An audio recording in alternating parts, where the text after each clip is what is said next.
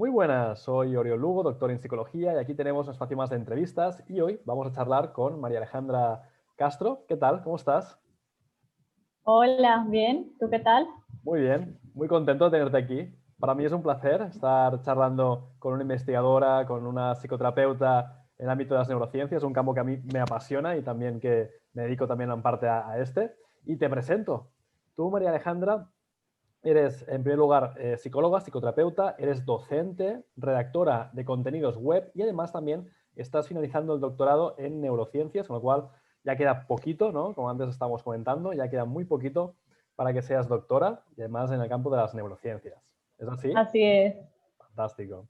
Y me gustaría empezar con una primera pregunta para introducirnos en el campo de las neurociencias. Están habiendo muchos descubrimientos, pero tú, ¿cuáles crees que serían aquellos últimos descubrimientos o hallazgos que para ti son más innovadores o muy innovadores? Bueno, por un lado, todo lo que se está haciendo para estimular las funciones cognitivas en la enfermedad de Alzheimer, por ejemplo, con estimulación magnética transcraneal, que se ha visto que cuando se estimula acompañado de otras rutinas, claro, haciendo ejercicio, también técnicas para estimular la memoria y otras actividades, acompañado de esta estimulación, hace que la enfermedad sea un poco más lenta, que es un gran progreso, Qué bueno. pues, para la ciencia. Para que la gente comprenda un poquito, ¿no? Cuando hablamos de la estimulación transcraneal, son unos cascos, ¿no? Bueno, hay también varios tipos, ¿no? Pero hay unas que son los cascos estos que de alguna forma hacen unos impulsos magnéticos, ¿no? Exacto. Muy bien. Y con ese impulso magnético, de alguna forma, estimulamos, ¿no? Estas regiones, esas áreas del cerebro, para que haya una mayor activación, una actividad que se mantenga, ¿no? Que haya una actividad que permita, ¿no? Que haya una mejora o al menos un rendimiento, ¿no? Exacto. O sea, digamos que si se diagnostica a tiempo, Sí. sí puede haber una mejora. Si ya de pronto es un poquito más tarde, al menos que no vaya progresando tan rápido. Entonces es Muy bien. maravilloso porque al menos hasta ahora no hay cura para esa enfermedad. Ujú. Entonces poder enlentecerlo es como un paso súper grande. Y Totalmente. otros adelantos, también, digamos, toda la investigación molecular que se está haciendo, por Ujú. ejemplo, para enfermedades como el glioblastoma, que Ujú. antes pues no tenía cura y cuando la gente se puede curar, más o menos tiene una esperanza de vida de 2 años. Entonces, saber cómo está funcionando ya, pues es un gran avance para la investigación, para una posible cura. Qué bueno, es fantástico. Además, también estos descubrimientos dan mucha esperanza a toda aquella gente que de alguna forma está sufriendo. Y en el caso del Alzheimer, de alguna manera también nos da esperanza a todos y a todas, porque con una población cada vez más envejecida, es casi seguro que de alguna forma todos podamos llegar a padecer esta enfermedad. Porque al final hay una parte Exacto. genética, pero hay una parte también de que la población envejece y que al final hay muchas probabilidades que todos podamos padecer de algún tipo de enfermedad neurodegenerativa. Sí, de hecho, el mayor factor de riesgo es la edad, entonces Exacto. todos podemos estar en riesgo. Exacto. Con lo cual, tu trabajo es súper bienvenido y además de agradecer. Me gustaría también que pudiésemos hablar un poquito acerca de tu carrera como psicoterapeuta, también como a nivel de docente, redactora de contenido web. Háblanos un poquito también del trabajo que tú haces. Bueno, yo me dedico por un lado, sí, a la psicoterapia, he Ujú. trabajado con trastornos relacionados con la psicosis, pero Ujú. también con temas del día a día, con adolescentes, adultos, Ujú. niños. He trabajado en España, en Colombia y Ujú. aquí en República Dominicana. Ujú. Eso en la psicoterapia. Ujú. Como redactora de contenidos ya llevo algunos años, 3 o 4 años trabajando en divulgación científica, básicamente Bien. para que el contenido científico le pueda llegar a cualquier persona, incluso que no entienda de términos académicos, digamos, muy técnicos, pueda entender lo que es la psicología, lo que está pasando en neurociencias. Está fantástico, porque además muchas Exacto. veces hay descubrimientos o hay términos que son tan científicos que son, digamos, nuestros tecnicismos, ¿no? En nuestro campo, que luego cuando queremos difundirlo, pues la gente se queda como, oye, pero esto, ¿qué quiere decir, no? Que tengo ese tipo de sinapsis o esas conexiones, ¿qué es esto, no? Pues bueno, es una forma también de que llegue, ¿no? Al público general. Exacto, de que llegue y también lo que nos dedicamos a la ciencia, al campo de la salud, nos Ujú. parece muy importante la prevención, pero si no sabemos cómo transmitírselo a la gente y nos quedamos solo con ese conocimiento en el mundo académico, pues como que no, vamos a progresar, no le va a llegar a todos. Totalmente. La prevención de alguna forma implica también que podamos cuidarnos más, que podamos tener más cuidado de nuestra salud emocional, mental, física. Tú de alguna forma, ¿qué es lo que recomiendas a tus pacientes o clientes cuando tratas con ellos a nivel de prevención? Bueno, el autocuidado, que implica eso que tú dices, el bienestar integral, que es el físico, el social y el emocional. Tal vez el físico es al que estamos más acostumbrados y que cuidamos un poquito más, pero lo emocional se nos olvida y el social mucho más. Tal vez ahora por la época actual de pronto le estamos dando un poquito de importancia a lo social porque nos vemos obligados a decir, bueno, pero de verdad esto de las relaciones sociales importa. Pero sí hay que atender a estos tres campos porque cualquiera repercute en el otro. Entonces, por ejemplo, si yo estoy demasiado tiempo mal emocionalmente, dejo de prestar atención a mi rutina del día a día y entonces puedo empezar a tener problemas en el trabajo, con la familia y ahí se van afectando las otras áreas, incluso la física. Todo está conectado de alguna forma.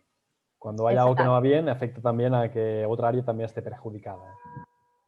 Sí, entonces lo más importante es estar atento a uno mismo y ver, sobre todo si uno se da cuenta que ahora hay un cambio que hace que uno no pueda seguir su rutina como antes la seguía con la normalidad, algo está pasando. Entonces evaluar todas las áreas. Si es algo físico, si es algo emocional, estar atentos a eso para poder hacerle frente. ¿Necesitamos rutinas, María Alejandra? ¿Crees que es algo que nos ayuda, el hecho de tener un horario, una serie de pautas? Claro que sí. Las rutinas nos ayudan, ¿por qué? Porque estamos más conectados con el momento presente. Si pensamos demasiado tiempo en el pasado, tendemos a culpabilizarnos, a decir, pero ¿por qué yo no hice esto? Debí hacer aquello. Y si estamos conectados mucho con el futuro, como no lo podemos controlar, nos puede generar mucho miedo y ansiedad. O sea, no es una invitación a que dejemos el pasado atrás y el futuro, ¿no? Sino a que no nos centremos tanto en eso, sino que estemos más en el día a día, porque finalmente el futuro lo podemos construir es ahora y el pasado también lo podemos cambiar es ahora. Entonces, cuando estamos conectados con ese momento presente, sufrimos menos y las rutinas, claro que nos ayudan.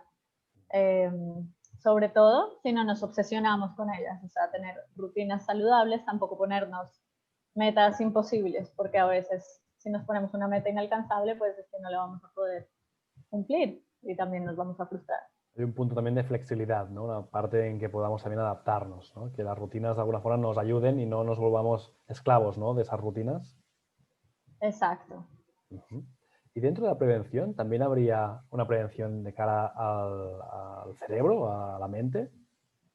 Claro que sí. Digamos, hay unos factores que no podemos manejar, por ejemplo, como los genéticos, o por ejemplo, como hablábamos de la edad, si envejecemos vamos a tener un factor de riesgo, es algo que no se puede manejar, pero sí hay cosas que podemos manejar, como por ejemplo, cuidar nuestro cuerpo, que también favorece a nuestra mente, haciendo ejercicio físico moderado, o sea, está comprobado científicamente que el ejercicio moderado reduce el riesgo del desarrollo de enfermedades como las cardiovasculares, como las demencias, como el Alzheimer. Entonces, hacer ejercicio moderado, inclusive sirve más hacer ejercicio que también implique una activación cognitiva, es decir, que mientras hacemos ejercicio también podamos pensar en algo, por ejemplo, como la danza, el tai chi, los aeróbicos, algo que no solo implique hacer, sino también ir pensando. Sirve muchísimo.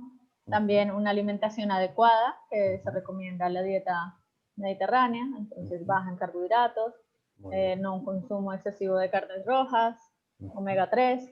Lo importante es el balance, porque a veces también hay una moda una obsesión de hacer mucho ejercicio y comer perfectamente saludable y de pronto nos pasamos al otro lado, ¿no? Y dejamos de consumir cosas que son importantes. Efecto también un poco péndulo, ¿no? Vamos de un extremo a otro extremo. Hay que encontrar quizá un equilibrio, ¿no? Hay que encontrar quizá un elemento que sea como una base, ¿no? De comer sano.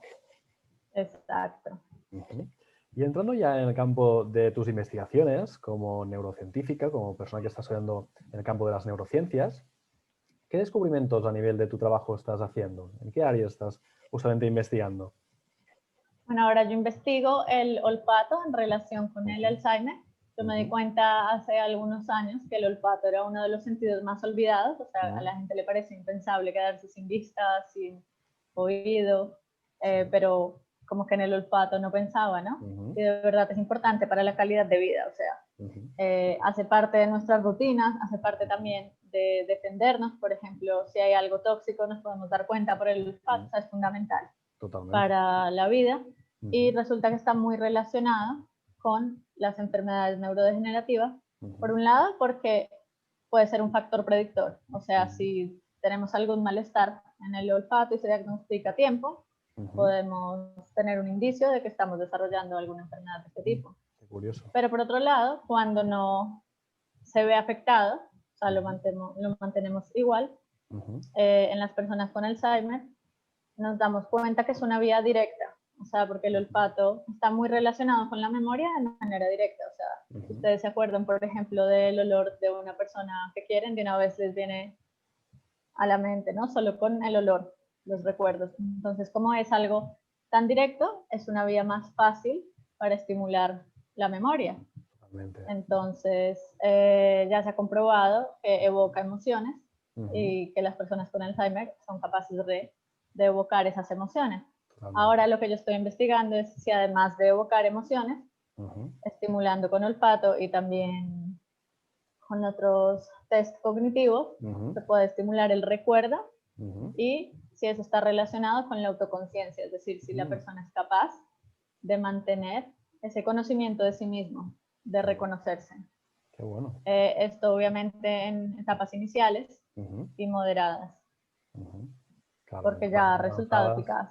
Quizás complicado, ¿no? En etapas más avanzadas. Sí, en etapas avanzadas es ya más complicado porque no tenemos sobre todo el lenguaje, que es por donde nos pueden comunicar las personas lo que están pensando o están sintiendo. Exacto. Y lo trabajo con olores familiares. En este caso con el chocolate, que a nivel universal es un olor muy familiar. Pero falta también probar en diferentes culturas, digamos. Esto ya se ha hecho en Francia, pero en el Caribe no. Vale. No hay ninguna investigación sobre Alzheimer, o sea, ni sobre olfato, ni sobre ningún otro factor. Entonces, es y interesante. por ahora las investigaciones que tú estás haciendo o que estás trabajando con un equipo, ¿qué es lo que estás descubriendo? ¿Qué es lo que estáis percibiendo? ¿Hay realmente un aumento de la conciencia? ¿Hay realmente una mejora en este ámbito?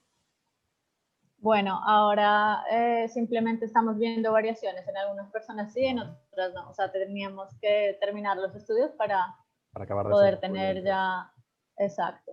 Claro, porque de alguna manera, a nivel incluso fisiológico, ¿no? El bulbo olfactorio está muy ligado, está justamente conectado intrínsecamente con las áreas emocionales. Así que, de alguna forma, cuando hay ese olor o ese aroma, ¿no? Están activando realmente una serie de emociones que también están ligadas con la memoria, con lo cual es un proceso que está todo conjuntamente ligado, ¿no? Está todo conjuntamente conectado. Exacto. Por ejemplo, lo que hemos visto es que sí, hay una conexión emocional. Eso sí se está dando en la mayoría de personas. La autoconciencia es lo que nos falta por ver. Por acabar de percibir. Porque requiere de más tiempo. Exacto, totalmente. Y a partir también del olfato entiendo de que las personas que están también participando en el experimento pueden también conectar con emociones muy variadas, ¿no? Porque entiendo que estáis usando elementos aromas que son quizá más positivos, ¿no? El chocolate, pero también incluso para olores que a lo mejor no son tan agradables, ¿no? Como una forma también incluso de activar, aunque sean respuestas muy básicas, ¿no? Como asco, separación, aversión. Sí, digamos, eso ya hay una variación individual. O sea, aunque el olor sea familiar, cada uno ha vivido alguna experiencia y ha asociado ese olor con alguna experiencia. Totalmente. Entonces, a una persona le puede recordar a su pareja, a otra persona le puede recordar cuando era niño y le traían chocolate. Claro. Y de alguna Va manera variando. eso también está muy ligado con lo que se llamaría la aromaterapia, ¿no? Esas terapias también que utilizan los aromas, que utilizan también el olfato, ¿no? Como para conectar con estados emocionales concretos, ¿no? Sí, se relaciona. De alguna manera, cuando tú estás con un aroma que es quizá agradable o un aroma que es familiar, ¿no? Tú puedes también conectar con estados pues, de alegría, de estar pues, entusiasmado. Y luego también, pues como tú decías, ¿no? Aromas que son universales como el chocolate, que es una forma también, yo creo, que también de conectar, ¿no? Con esa alegría en general, ¿no? Porque también a modo general, a la gente normalmente le gusta el chocolate, ¿no? Pero hay gente que a lo mejor no.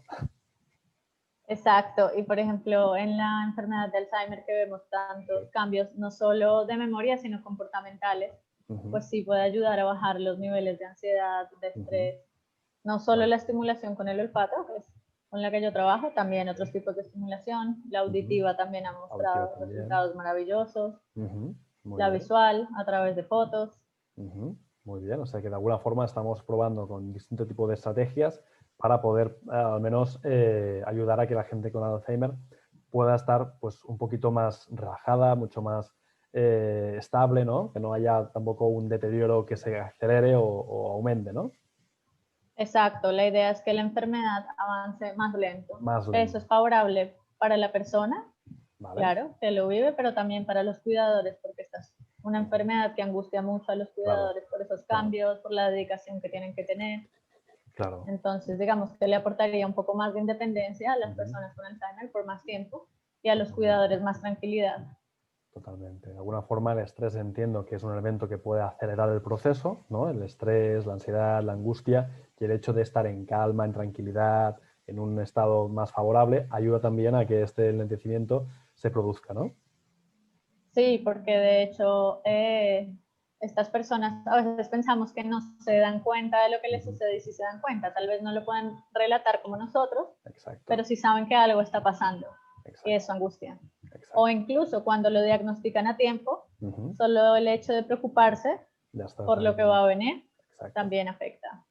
Ahora también, María Alejandra, empiezan a haber estudios que dicen que el Alzheimer, igual que otras enfermedades neurodegenerativas, hay indicadores que están obviamente investigando, pero que nos pueden ya dar pistas y guiar un poco en el camino de que al cabo de unos años saldrá ese Alzheimer, ¿no? Decían incluso que algunos elementos luego podrían haber una correlación a 20 años, a 10, 15, 20 años. Es decir, que ahora en el presente es interesante de que alguien pueda de alguna forma obtener una serie de pruebas para ver si en un futuro puede llegar a desarrollar esta enfermedad o no. Obviamente esto está muy aún en los inicios. No sé si has escuchado o has leído acerca de esto. Sí, lo que pasa es que sí hay factores que nos ayudan a predecir, pero el problema es que no hemos encontrado ninguna teoría que podamos generalizar. Claro, aún falta... Pero igual es favorable, aunque podamos predecir en alguna parte de la población, pues maravilloso, porque podríamos ayudar a gran parte. Claro. Pero sí, sobre todo los que se relacionan con lo genético, es más fácil estar atentos. Por ejemplo, en mi caso, mi abuela tuvo Alzheimer, mi bisabuela tuvo Alzheimer, pues tengo que estar pendiente de hacer las cosas a tiempo, de cuidarme más, porque hay más posibilidades. Entonces, sí, estas pruebas que nos van a ayudar a predecir son maravillosas, sobre todo para este caso.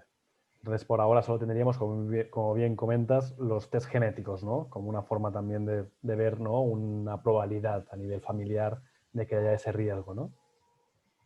Sí, y también es importante saber que los neuropsicólogos son capaces, bueno, varía dependiendo del país, o sea, la mayoría son neuropsicólogos o también pueden ser neurólogos y psiquiatras. Ellos pueden detectar antes de que hayan cambios biológicos. O sea, no tal como decirte tienes Alzheimer, pero sí darse cuenta de que tienes un deterioro cognitivo, trabajar para que se haga más lento y prevenir. Que de alguna forma también quizás estaría ligado, María Alejandra, con la reserva cognitiva, ¿no?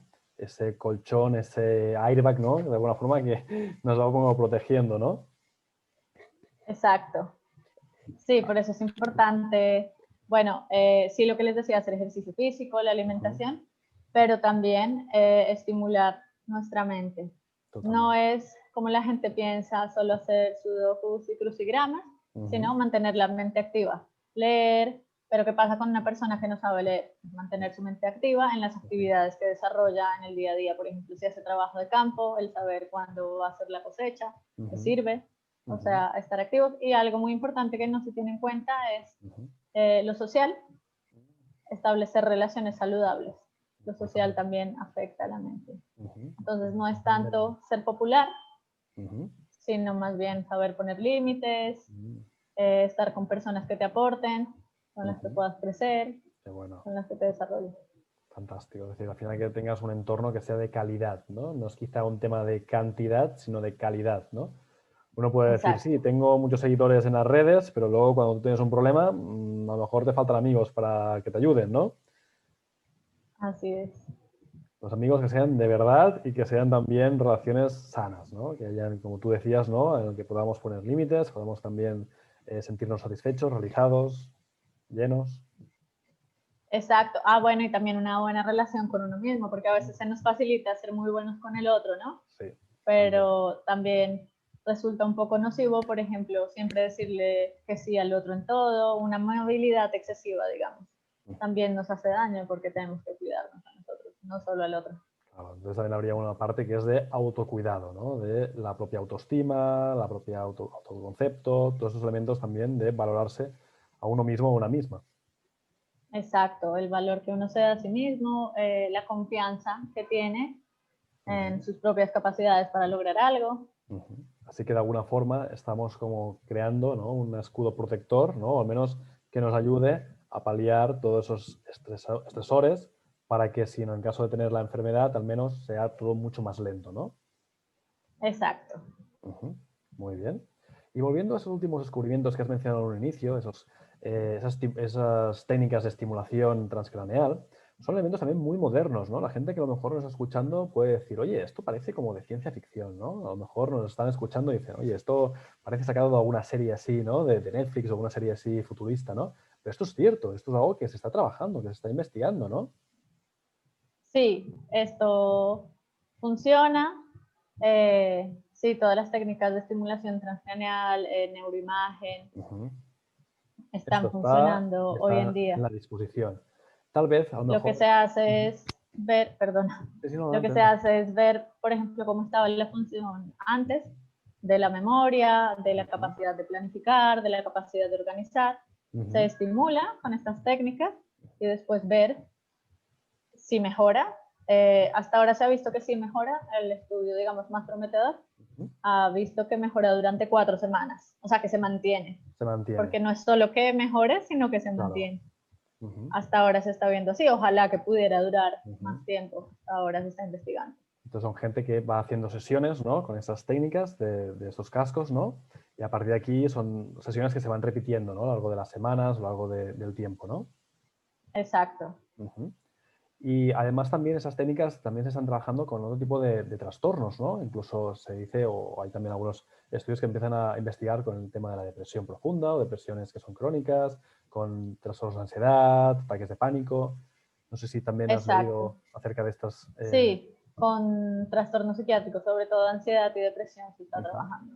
totalmente. Claro, eso también es una revolución como psicólogos clínicos, ¿no? Porque uno está acostumbrado a hacer un tipo de terapias, ¿no? Y de alguna forma llegamos a este punto en el que utilizamos un aparato, ¿no? Una tecnología que en sí no es hablada, porque cuando estás con este casco en sí no tienes que charlar, no tienes que verbalizar nada, es simplemente el casco que se sitúa, ¿no? Y hay esa inducción de esos pulsos magnéticos. Exacto, yo creo que hay que estar atento a todo, ¿no? Porque, Ujú, o al menos yo como psicóloga y neurocientífica me gusta ver el campo biológico, que es importante, no se puede ujú, descuidar, ujú, pero también el campo en el que hace énfasis la psicología, que es más el aprendizaje, el contexto, yo creo que ujú. hay un balance entre las dos cosas. Totalmente. Hay también una parte, obviamente, de trabajo a nivel también de cambiar tus pautas, tus rutinas, que eso sí que es algo que tú tienes que trabajar con un profesional, con un psicólogo, y aquí sí que haciendo la terapia hablada.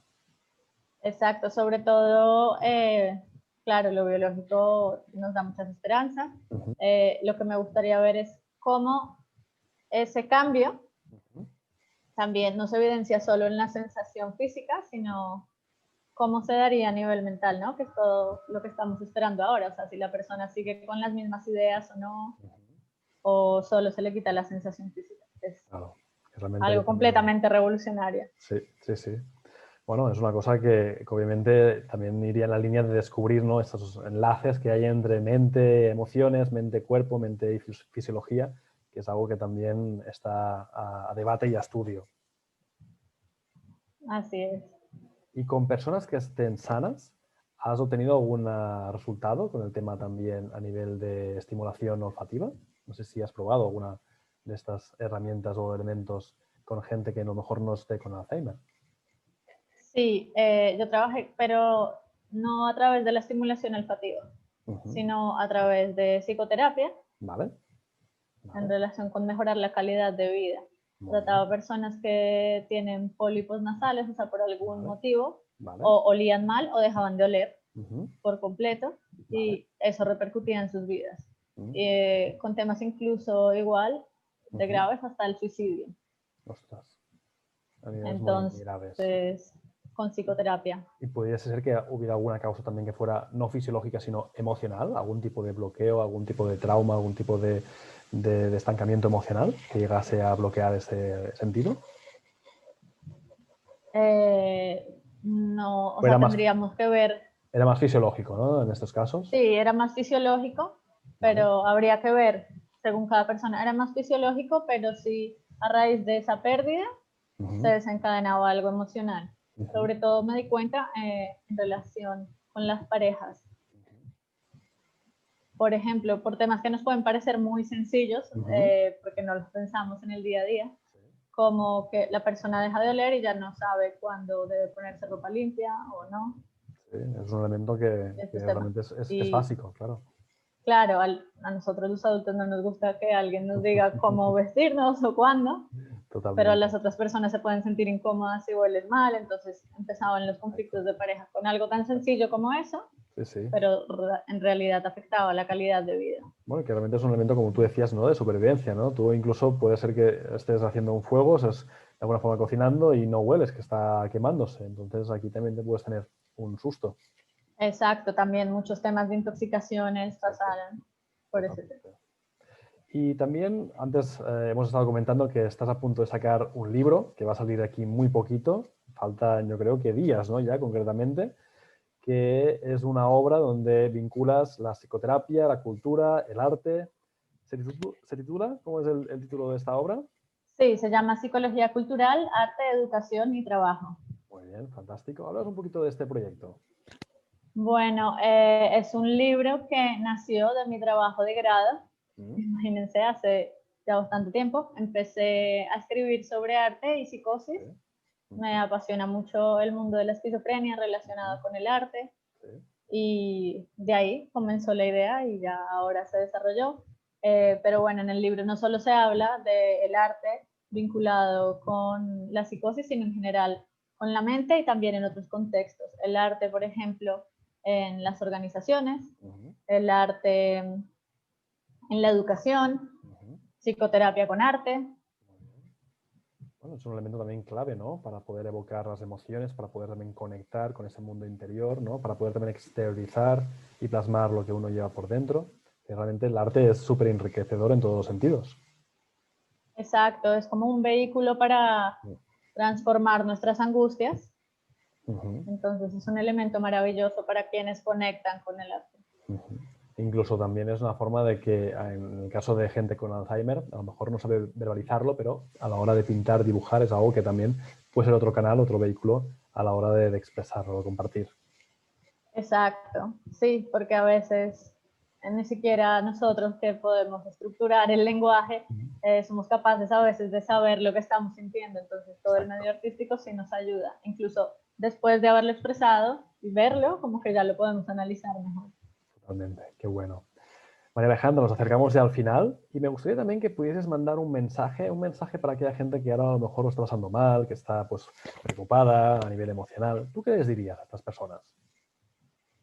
Bueno, yo les diría que tienen una tarea. La primera tarea es el autoconocimiento, estar siempre conectados consigo mismo. ¿Por qué? Porque eso les va a ayudar a reconocer de dónde vienen como esas ideas negativas o qué es lo que está pasando, les va a ayudar a conectarse también con qué es lo que quieren ser. Y después de eso, los invito también a que expresen sus emociones. Muy bien. Y una parte muy importante es que siempre pensamos en lo emocional, en lo racional, pero no pensamos en la parte de la acción, en la voluntad. Entonces, no solo hay que quedarse con el pensamiento y la emoción, sino también pasar a la acción. Entonces, sirve planificar, bueno, ya encontré qué es eso que quiero hacer, cómo podría sentirme mejor, pues entonces voy a llevarlo a cabo. no poniéndonos metas imposibles, sino viendo en nuestro contexto, o sea, con lo que tenemos en este momento, qué podemos hacer. Qué bueno, eso es estupendo. Nos quedamos con este mensaje de que la gente pase a la acción, no solo que se quede con los pensamientos, sino también que los materialice, que pase a que se convierta en algo tangible. María Alejandra, ¿dónde te puede la gente contactar? La gente que nos está viendo que diga, me ha encantado, yo quiero saber más acerca de esas investigaciones o también comprar tu libro. ¿Cómo puede llegar a ti? Ok, pueden llegar por mi Instagram, estoy como María Ale Castro A, lo puedo escribir también, por LinkedIn, Muy bien. con mi nombre, María Alejandra Castro Arbeláez, por ahí. Perfecto, fantástico. Pues ahí también pondremos las etiquetas y nada, que sea un éxito tu libro y también el proyecto final de investigación. Gracias. Muchas Muchísimas gracias gracias. por la invitación. Muchas gracias. Un abrazo. Que vaya muy Un bien. abrazo. Igual. Chao. Chao.